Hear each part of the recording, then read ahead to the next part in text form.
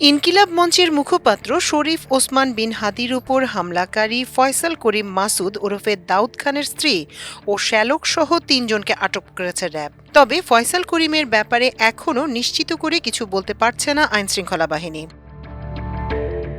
ফয়সালের স্ত্রী সামিয়া, শ্যালক শিপু ও বান্ধবী মারিয়াকে আটক করা হয়েছে বলে র্যাবের সদর দপ্তরের গণমাধ্যম শাখার একটি সূত্র আমার দেশকে নিশ্চিত করেছে। ওই সূত্র বলেছে, গত ২৪ ঘণ্টায় ঢাকা ও নারায়ণগঞ্জের বিভিন্ন এলাকায় অভিযান চালিয়ে ৩ জনকে আটক করা হয়। তাদেরকে আজ পুলিশের কাছে হস্তান্তর করা হয়েছে। এদের নিয়ে আজ পর্যন্ত সর্বমোট ৬ জনকে আটক করেছে আইনশৃঙ্খলা রক্ষাকারী বাহিনী।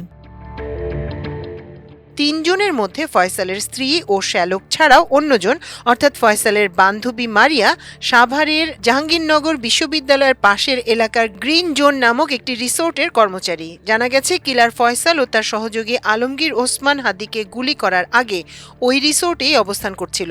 সেখানে বসে তারা পরিকল্পনা সাজান। অন্য কারা সেই বৈঠকে উপস্থিত ছিলেন সে বিষয়ে খোঁজ নিচ্ছে পুলিশ।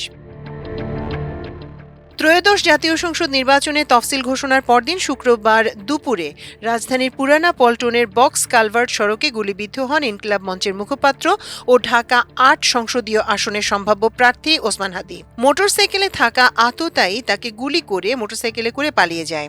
মাথায় গুলিবিদ্ধ ওসমান হাদি রাজধানীর এভারকেয়ার হাসপাতালে চিকিৎসাধীন। তার অবস্থা এখনও শঙ্কামুক্ত নয়। আজ সোমবার তাকে এয়ার অ্যাম্বুলেন্সে করে সিঙ্গাপুরে নেওয়া হবে।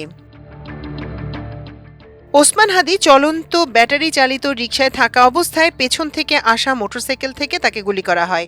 ঘটনাস্থলের আশেপাশে সিসি ক্যামেরার ফুটেজ বিশ্লেষণ করে পুলিশ বলেছে, ওসমান হাদির উপর গুলিবর্ষণের ঘটনায় প্রধান সন্দেহভাজন হিসেবে ফয়সাল করিমকে চিহ্নিত করা হয়েছে। ওসমান হাদির প্রতিষ্ঠিত ইনকিলাব কালচারাল সেন্টার সহ বিভিন্ন জায়গায় তার সঙ্গে ফয়সাল করিমের সাম্প্রতিক সময়ের কিছু ছবি রয়েছে। সেই ছবিগুলোতে থাকা ফয়সাল করিমের সঙ্গে গুলি করা ব্যক্তির চেহারার সাদৃশ্য রয়েছে বলে অনেকে দাবি করছেন।